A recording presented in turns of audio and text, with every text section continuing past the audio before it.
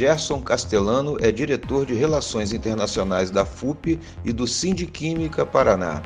Desde 2002, trabalha no setor de fertilizantes nitrogenados.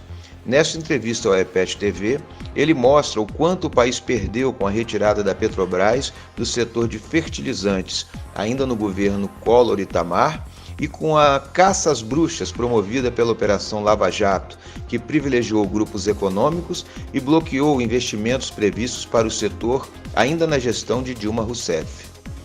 De acordo com Castellano, se fossem mantidos os investimentos e o planejamento anterior à Lava Jato, o Brasil seria hoje um país autossuficiente na produção de fertilizantes nitrogenados e, por consequência, soberano no provimento de alimentos à sua população. Uma nação incapaz de alimentar o seu povo é frágil e vulnerável, resume Castellano. O Brasil tinha na Petrobras um importante instrumento de política de planejamento e desenvolvimento do setor de fertilizantes. Isso foi desmontado.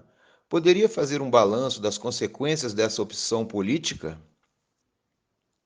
A Petrobras ela teve sempre essa preocupação de atuar nessa área de fertilizantes nitrogenados. E isso por quê? Por uma questão estratégica. Seja nos anos 80, quando ela entendeu que se ela não atuasse nesse setor, nenhuma outra empresa iria atuar, então ela construiu lá, a Fafem Bahia, a Fafem Sergipe e a Fafem Paraná, né? Unidades essas que vieram para ocupar espaço aonde a iniciativa privada não se movimentou. Assim como o Estado faz, em geral, em vários setores, né? O pessoal que é da área de economia e que é liberal até fala o seguinte, que o Estado deve atuar apenas onde existe uma falha lá do mercado, né? Do tal Deus mercado. Então, a tal falha é quando quando o capital não quer investir em algo que ele vai ter retorno a longo prazo, porque o mercado quer retorno a brevíssimo, curto prazo. Então, o governo federal investiu nessas unidades desde os anos 60, 70 e 80, porque empresas privadas iniciaram a movimentar isso, só que não continuaram. Aí o Estado assumiu. O Estado entende-se Petrobras, porque fertilizantes nitrogenados, eles têm em sua matriz, para você ter a produção, são dois processos que existem hoje, a partir do gás ou a partir do resíduo asfáltico, que é o caso da Fafem Paraná. Então, a Petrobras ela criou, na época era a Petrofértil, Nitrofértil, daí depois viraram Fafens, né? Tinha Sergipe, Bahia, Paraná.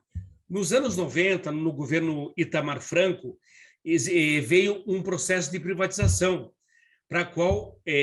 no qual a primeira unidade a ser privatizada foi a Fafem Paraná, né? Foi um processo que teve muita resistência e luta, e que, inclusive, tem um material da própria AIPET feita nesse ano, mostrando as falhas, e, na época, todo esse processo, na época, quem estava à frente era o Sigiac Weck, que era o cara que tocava esse setor ali, que, aliás, lá na Fafem Paraná tem uma placa dele, ele que inaugurou lá, e um cara que ganhou muito dinheiro com essas privatizações depois, inclusive, diga-se de passagem, né?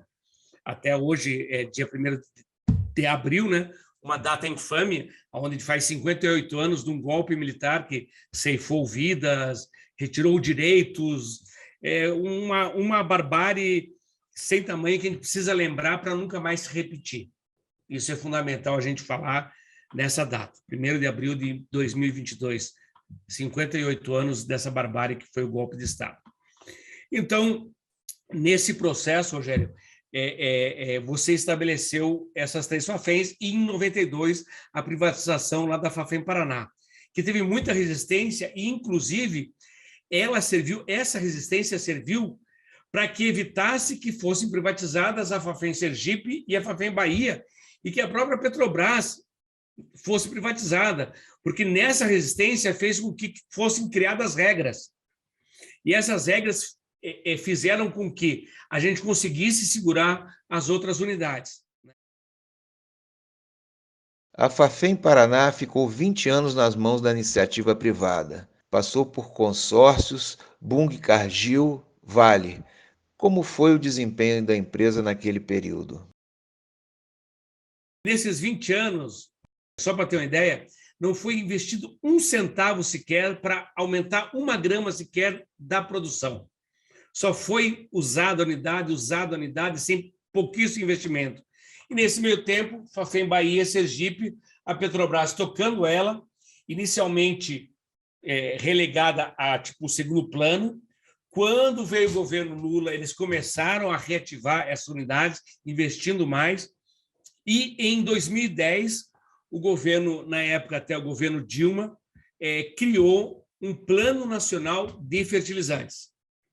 Nesse plano, em 2010, qual que era a ideia? Fafem investir para modernizar a Fafem Bahia Sergipe, construir, a Fafem Mato Grosso do Sul e mais duas Fafens. A Fafem, que seria em Linhares, lá no Espírito Santo, e a Fafem em Minas Gerais, que seria em Uberaba. Conciliando a isso, e que aconteceu em 2013, retornando para o sistema Petrobras a Fafem Paraná, quando a Petrobras tinha um ativo, ela tinha a concessão de uma mina de canalita, que você extrai o potássio, lá no Espírito Santo, e trocou com a Vale essa concessão pela Fafem Paraná, por entender que era do setor, e é do setor mesmo petroquímico. Então, a gente voltou para o sistema Petrobras, onde foram feitos investimentos. Essa unidade deu muito retorno, Rogério, a despeito do que tem saído na mídia de baixa produção, de prejuízos. Essa unidade operou muito bem. E essa unidade tinha capacidade para produzir 2.000 toneladas por dia, aproximadamente, 1975, de ureia, enquanto a de Sergipe tinha 1.800 e da Bahia 1.500 e pouco. Então, era a unidade que mais produzia em todo o sistema Petrobras. Quando a Fafem Mato Grosso do Sul começasse a produzir, ela ia ser uma unidade nova. Qual que é o projeto dela? É para 3.600 toneladas dia. Ia ser uma unidade moderna e que, infelizmente, naquele processo da Lava Jato, que hoje a gente alertava já, mas hoje fica mais claro que era um projeto entreguista apenas, não tinha nada de buscar corrupção, que a gente entende que tinha que buscar mesmo, a gente tem que buscar a todo instante qualquer problema que tenha corrupção, tem que punir quem tipo, fez ela, mas a gente não pode destruir as empresas que fez a Lava Jato. Né? Só para ter uma ideia, se a gente tivesse todas essas unidades funcionando, as 4 unidades funcionando, ainda assim a gente teria que importar 50% de fertilizantes nitrogenados. Se a gente conseguisse concluir Espírito Santo e Minas Gerais, nós teríamos autonomia em fertilizantes nitrogenados, dados esses de 2019, que é o dado mais recente que a gente tem de consumo. Porque o consumo varia muito dependendo da produção e quanto você vai aplicar lá na lavoura. Extensiva ou mais local, que no caso de produção de alimentos para consumo interno. Porque a ureia você usa, além de usar para soja e milho, que são commodities, você usa para cana-de-açúcar, que produz o açúcar e o álcool, evidente, mas para feijão, para arroz, principalmente, para trigo, então, batata. Então, é algo que se usa em várias culturas que fazem parte da nossa cultura alimentar, inclusive. Então, se nós tivéssemos as 4 unidades funcionando, nós teríamos hoje que importar apenas 50%. Em 2020, quando foram fechadas as Fafem Paraná e Sergipe, além da entrega da Fafem Bahia, passamos a importar todo o fertilizante necessário para a nossa produção. Existe um parâmetro para o que seria a soberania alimentar relacionada ao setor de fertilizantes? claro que existe, mas ele é relativo, né? Porque quando a gente vai falar soberania alimentar, eu até gostei que esses dias eu vi um vídeo da HBO, do Greg News, falando sobre o agro, né? O que é o agro, né? E a gente tem uma discussão que falam assim, que a gente não defende o agro. E ali ele mostra, né? A gente defende o agro, eu defendo o agro, mas eu defendo o agro, que é o pequeno agricultor, né? O MST, a FETRAF, que é o pessoal que produz alimentos para nós, que é o alimento que eu, você comemos, que é a população nossa, que é o nosso feijão, arroz, a nossa batata, o açúcar, o café. Esse eu defendo porque é para nós e é por nós.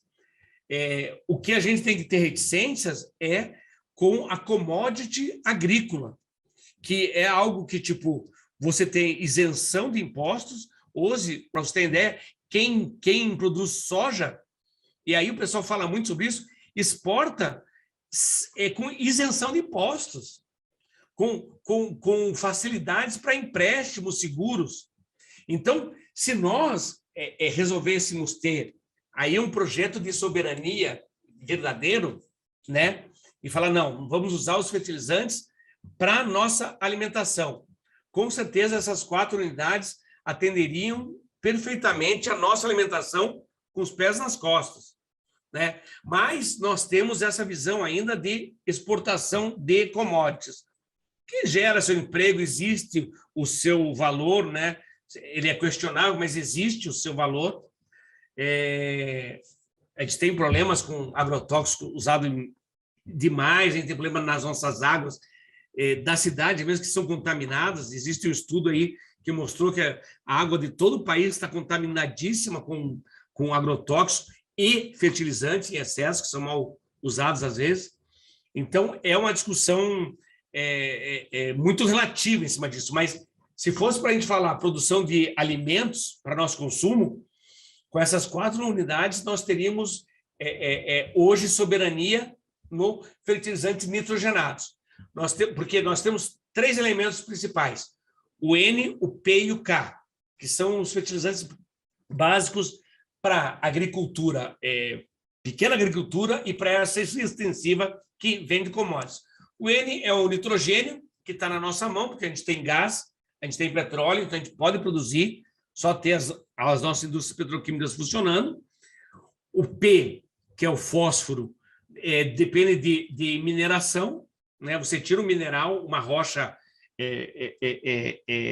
fosfórica, e dela você tem uma porcentagem que é o fósforo. O resto é resíduo, geralmente é gesso até esse resíduo. E o potássio, que é o K, mesma coisa. Você vai tirar uma rocha, uma parte vai ser potássio, outra parte é resíduo. A extração do potássio é uma ameaça para as florestas ou para a população indígena? Você tem estudos da Universidade de Minas Gerais que mostram que as rochas onde você pode extrair potássio não estão lá naquelas reservas indígenas que o Bolsonaro quer passar a régua. Lá é uma discussão mais para ouro, para realmente abrir espaço para boi, para soja, do que outra coisa. As rochas com potássio estão em outros locais.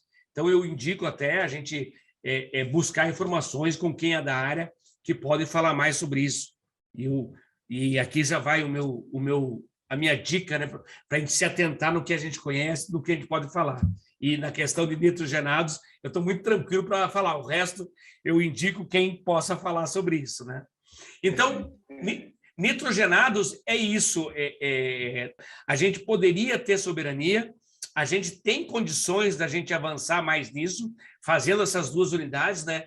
Mas acabando o Mato Grosso do Sul, voltando com a Fafem Paraná, que está parada hoje, um absurdo, está 2 anos parada, né? Retomando a produção, retomando a obra lá no Mato Grosso do Sul e concluindo essas 2 obras, porque daí a gente vai ter soberania sobre algo que está na nossa mão, assim como retomar obras de refinarias, para a gente poder estar na nossa mão os nossos derivados, que hoje a gente está com 95%, mas a gente pode expandir para atender a 100% e, inclusive, virar exportador lá de derivados, não ficar exportando óleo cru e importando derivados.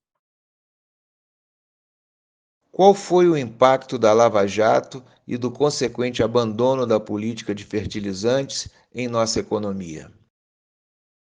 O fator principal, que daí a gente abandonou não só fertilizantes, mas vários projetos, foi a Lava Jato.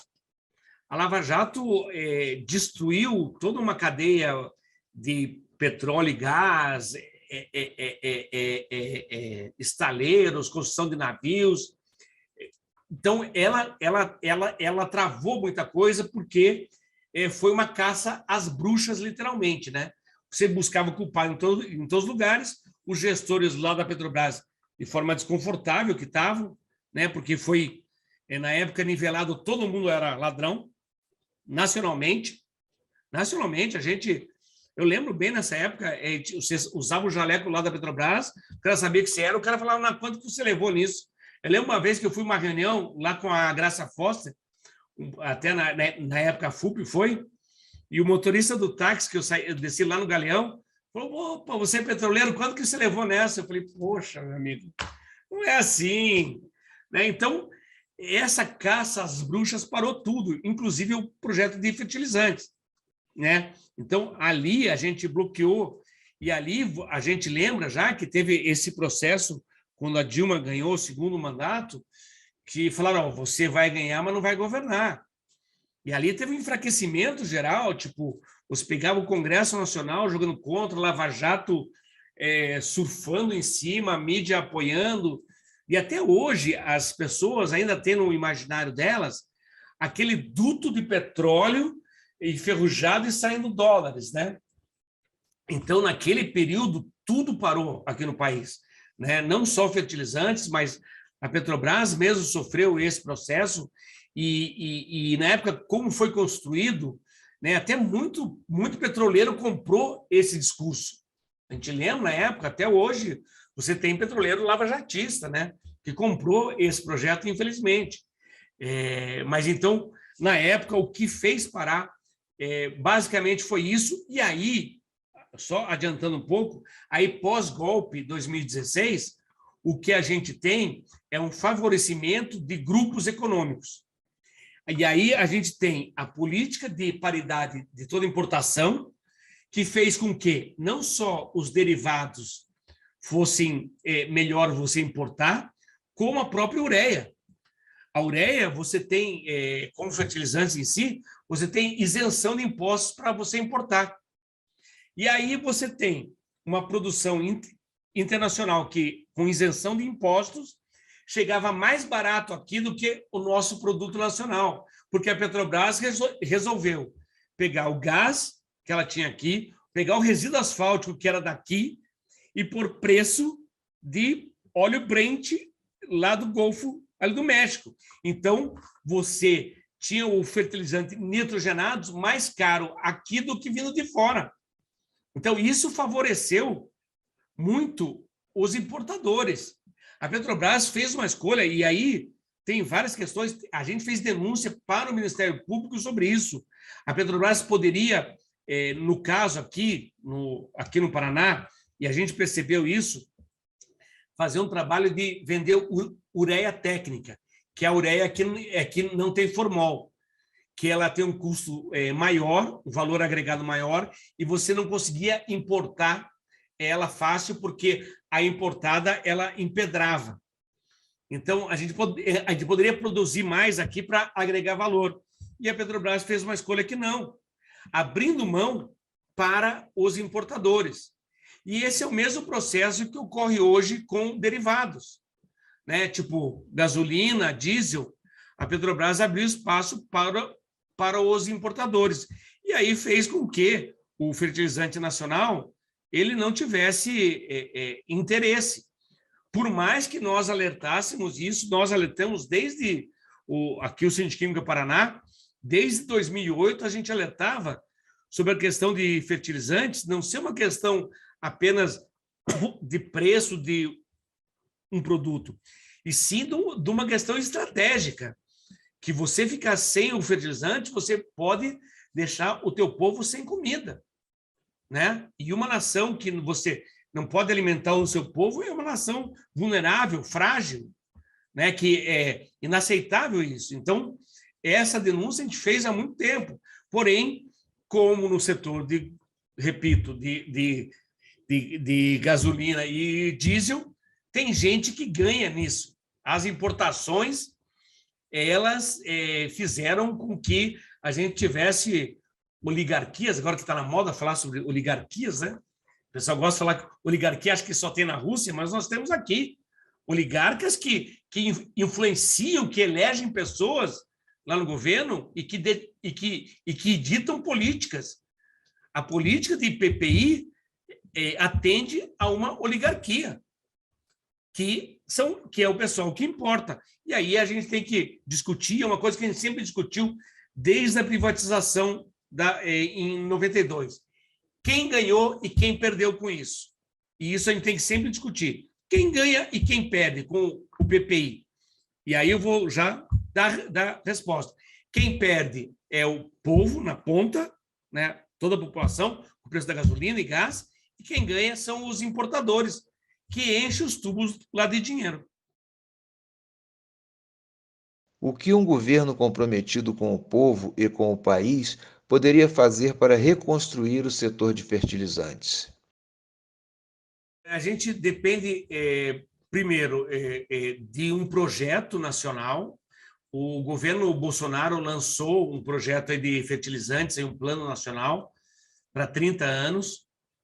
E eu vou falar que o plano, assim, ele olhando a grosso modo, ele é bonito. Se é um leigo olhando, acha maravilhoso aquilo. Só que é um plano que não determina quem vai fazer. Ele fala que tem que fazer fábrica no Mato Grosso do Sul, que tem que concluir, tem que voltar com a FAFEM Paraná, tem que construir fábrica em Sergipe e Uberaba, tudo projeto lá do governo, lá do PT, ele fala que tem que concluir, mas não fala quem. E vou deixar claro, a iniciativa privada não vai fazer isso, como nunca fez nenhuma refinaria aqui. Desde 90 e tantos, e blaus, aí eles poderiam fazer refinaria, e nunca fizeram. E sempre com aquela desculpa, não, que a Petrobras, a gente não consegue competir. É só ver lá na Bahia, compraram a Relan. É a gasolina mais cara de todo o país. Simples, não tem essa coisa de competição em um setor que é monopolista por si só, não existe. Então, se for para ter monopólio, que seja estatal. Né? E acho que tem que pôr aí para a população, de uma forma geral, que fala sobre Petrobras, a Petrobras nunca deu prejuízo. A Petrobras não tira dinheiro do Estado, ela põe dinheiro no Estado. A Petrobras, com o Estado, é uma ferramenta para desenvolvimento social, para desenvolvimento de toda a nação. Então, a gente tem que usar ela como tal. Então, aí, vindo para a nossa área, que a gente está tratando aqui, fertilizantes, é isso. A Petrobras pegar para si esses projetos, voltar a pôr para funcionar, né? Usando tudo que ela já tem de acúmulo, porque todos os projetos estão com a Petrobras, são da Petrobras, né? E nós podemos reativar isso aí. Nós temos mão de obra qualificada para isso. Nós temos a tecnologia, nós temos mercado. Tudo que a gente produzir aqui, vende aqui. Então, não tem dificuldade para isso. O que falta é uma vontade política e enfrentar as oligarquias que ganham com isso. E aí, Rogério, passa por nós retomarmos o governo e o Congresso Nacional, que é uma batalha muito difícil também, né? Isso a gente não pode ser, acho que todos os cabelos brancos nossos ensinam que não é, a gente não pode, a gente tem que ter a utopia, buscar ela, mas a prática mostra que a gente tem realidades difíceis de vencer, né? Que é isso, a gente vai ter que lutar contra um monstro que está aí, que muita gente ganha dinheiro com importações, o petróleo, e aí, de forma geral, né, ele faz com que países sejam invadidos, governos depostos e pessoas mortas há séculos, né? vamos pegar século XIX, XX, né? Aí, então, não tem como a gente ter ilusão em cima disso, mas o que a gente tem que é buscar isso. Então, penso que a gente retomar os projetos, a Petrobras tem tudo na mão já, tem qualificação técnica, engenheiros técnicos que podem fazer isso, e aí é uma vontade política de que a gente retome esses projetos, que é um projeto de soberania para a nação, alimentar, e não deixa de ser energia. Um colega meu uma vez falou, né, que fertilizante também é energia, e é a energia mais importante, que é a nossa energia vital. Sem comer, a gente não para em pé, e se a gente não para em pé, a gente não produz nada. Então, ela é uma energia vital que a gente precisa retomar, e, para isso, a Petrobras é a empresa mais qualificada e que tem a mão de obra mais qualificada para isso. A guerra na Ucrânia nos dá uma dimensão do quanto estamos expostos a fatores externos nesse setor? Até na época que estavam fechando a Fafem em Paraná, em 2020, você tem ideia, a gente ficou acorrentado em frente à unidade 47 dias. E eu fui em audiências públicas, dei entrevistas, se buscarem aí no Google, e eu sempre falava sobre isso, sobre o risco de nós ficarmos dependentes, porque fertilizantes nitrogenados, é bem isso, é onde tem petróleo e gás. E são países onde você tem oscilações, né? Você vê Arábia Saudita, Iêmen, você vê na Síria tem problema, com o Irã, volta e meia tem, e a gente dava um destaque muito grande com a Rússia e China, por conta desse governo nosso, né? O governo nosso fez o que fez, ele queria romper com a China de qualquer jeito, né? Mas a China é tão pragmática que, deixa esses caras falarem besteira e vamos tocando a vida. Mas se é um governo um pouco mais rígido, vamos fechar a torneirinha deles. Então, acabou fechando, né? E eu alertava lá atrás sobre esse risco, porque nós temos questões, a China mesmo, ano passado, antes da guerra, ela falou que não ia exportar mais, porque o gás, o preço tinha subido muito, você tem o inverno em todo o hemisfério norte, em locais que o inverno é muito rigoroso, e você usa o gás para aquecimento das casas, etc. e tal. E aí eles priorizaram o uso do gás para isso e para produzir fertilizantes para eles. Porque a China tem um grande projeto estratégico de nação que a gente não tem. A China prioriza tudo para eles. Então, alimentação, eles importam ração para os porcos e gado deles. Só que alimento, eles produzem lá. A Rússia, às vezes o pessoal não tinha noção disso, agora viram.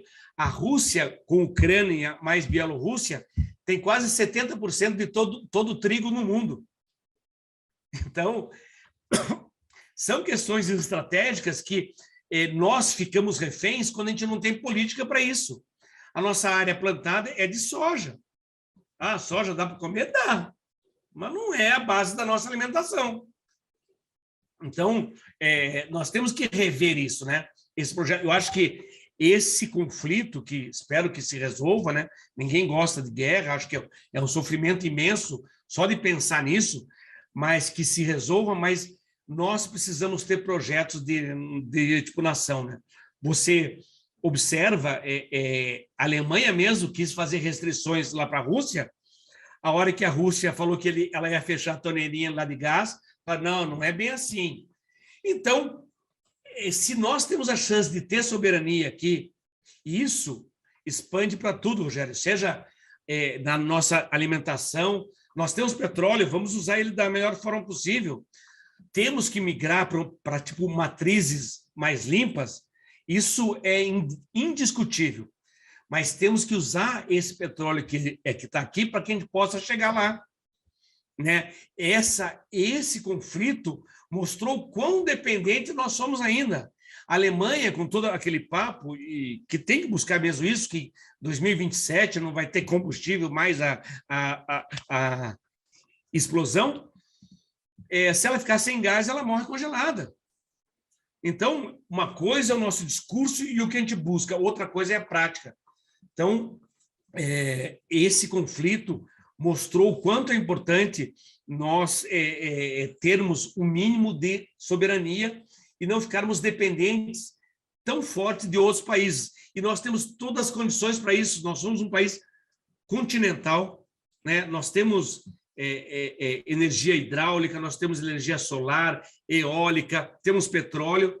Basta a gente saber usar e basta a gente ter políticas para isso. E, resumindo, é isso. É políticas e planos, projetos. A gente não pode ficar refém apenas de retóricas vazias, caças às bruxas. O que nós temos que ter é projetos.